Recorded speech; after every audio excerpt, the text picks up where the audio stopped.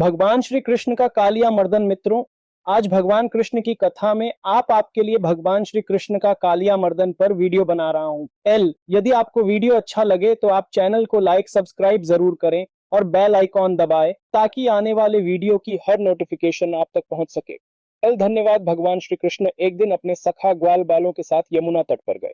सारी गौ और ग्वाल बालों का गर्मी के कारण प्यास से गला सूख रहा था, इसलिए उन्होंने यमुना जी का विषैला जल पी लिया। उस विषैले जल को पीते ही सब गोएं और ग्वाल बालों का शरीर शांत हो गया। उन्हें ऐसी अवस्था में देखकर उनके सर्वस्व श्री कृष्ण ने अपनी अमृत बरसाने वाली दृष्टि से उन्हें जीवित कर दिया। चेतना आने पर वे सब यमुना जी के तट पर उठ खड़े हुए और आश्चर्यचकित होकर एक दूसरे को देखने लगे।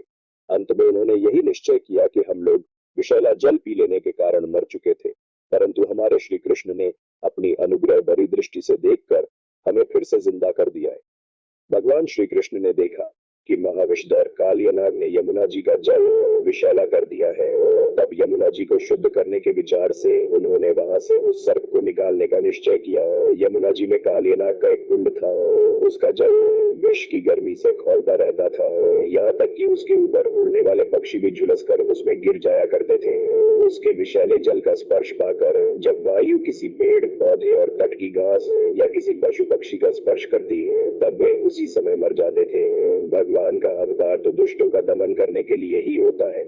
जब भगवान ने देखा उस सांप के विष का वेग बड़ा भयंकर है और उससे यमुना जी भी दूषित हो गई है, तब भगवान श्री कृष्ण अपनी कमर का फेंटा कसकर एक बहुत बड़े ऊंचे कदम्ब के वृक्ष पर चढ़ गए और वहां से उस विषैले जल में कूद बैठे।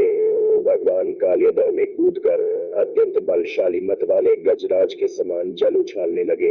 इस प्रकार जल में खेलने पर उनकी भुजाओं की टक्कर से जल में बड़े जोर का शब्द होने लगा, जिसे सुनकर कालियानाग चिढ़कर भगवान श्री कृष्ण के सामने आ गया।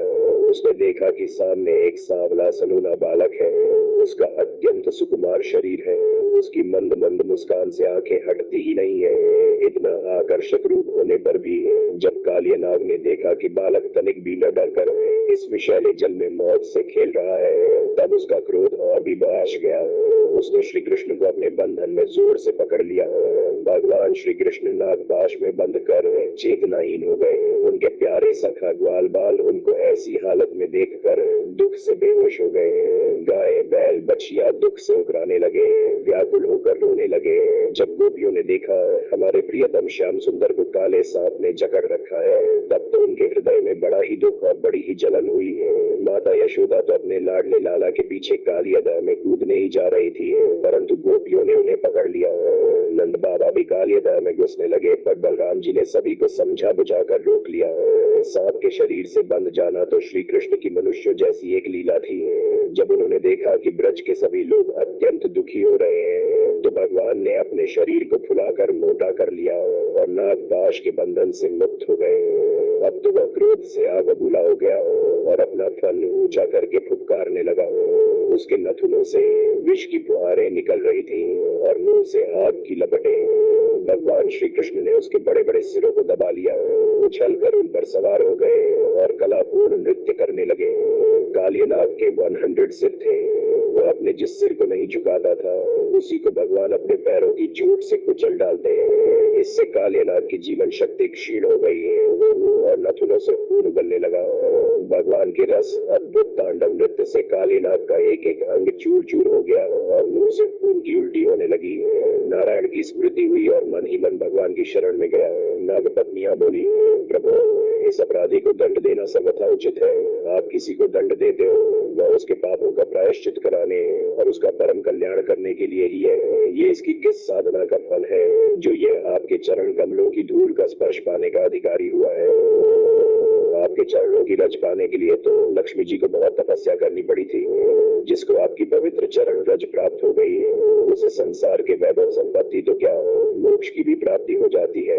ये कालियानाग मूढ़ है, आपको पहचानता नहीं है, इसलिए इसे क्षमा कर दीजिए।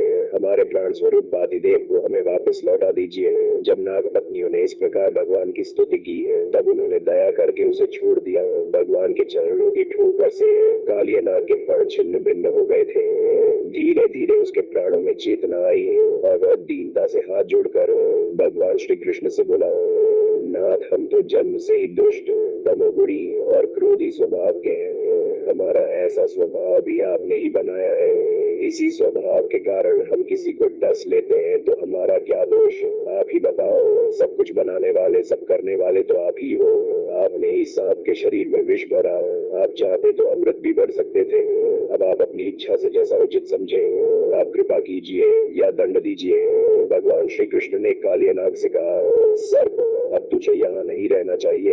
अपने वंश परिवार के साथ यहाँ से चले जाओ। जो तुम्हारी हमारी लीला का संकीर्तन करेगा, उसको तुम्हारा भय नहीं होगा। जो यहाँ यमुना जल में स्नान करके तर्पण करेगा, उपवास करके हमारी पूजा करेगा, वह पाप से मुक्त हो जाएगा। अब चले जाओ, गरुड़ तुमको नहीं मारेगा। अब तुम्हारा शरीर मेरे चरण चिन्हों से अंकित हो गया है, इसलिए जाओ, अब गरुड़ तुझे खाएगा नहीं। भगवान श्री कृष्ण की ऐसी आज्ञा पाओ। भगवान श्री कृष्ण की ऐसी आज्ञा पाकर कालियानाग और उसकी पत्नियों ने दिव्य वस्त्र, पुष्पमाला, बहुमूल्य आभूषण, दिव्य गंध और अति उत्तम कमलों की माला से जगत के स्वामी भगवान श्री कृष्ण का पूजन किया।